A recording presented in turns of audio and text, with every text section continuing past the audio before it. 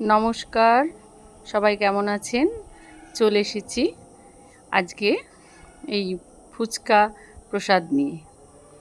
মদন গোপালকে অনেক দিন ধরেই ফুচকা প্রসাদ দেওয়ার ইচ্ছা হচ্ছিল, কিন্তু সময় হচ্ছিল না।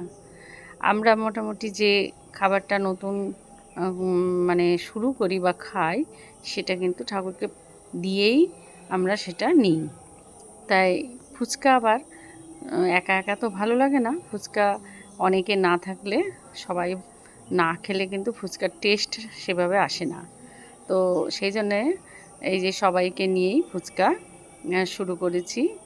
আর এই ফুচকাটা আমি বানিয়েছি, এর মধ্যে আলু সেদ্ধ, ছোলা, ধনেপাতা, বিভিন্ন গুঁড়ো মশলা, জিরে ধনে, আর এই যে জলটা, এই জলটার মধ্যেও দেয়া হয়েছে ধনেপাতা, পুদিনা পাতা, আর জিরে ধনে গুঁড়ো।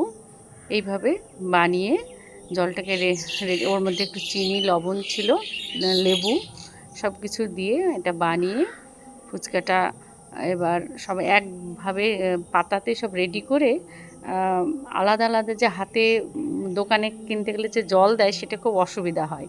ওই জলে হাত ঢোকানো, যাই হোক, সেটা খুব একটা ভালো লাগে না। বাইরের ফুচকা আমরা খুব একটা খেতে চাই না, তাই বানিয়েই খাই, যেদিন দরকার হয় বানিয়েই খাই।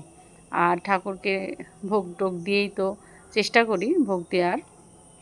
তো এই যে ফুচকাটা নিজে হাতে বানিয়ে সবাইকে খাইয়ে, সেটা খুব ভালো লাগলো, এবং মনে হচ্ছে যেন না কিছু পাওয়া গেল।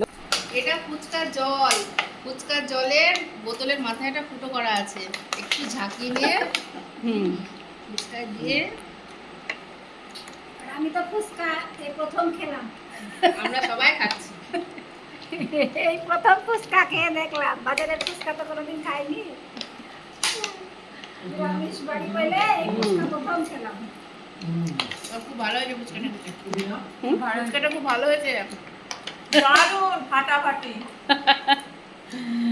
সমাজে এত দুঃখের মধ্যেও ছোট্ট ছোট্ট জিনিসে আনন্দ খুঁজে নিলেই আমরা আনন্দ করতেই পারি এবং আনন্দে থাকতে পারি।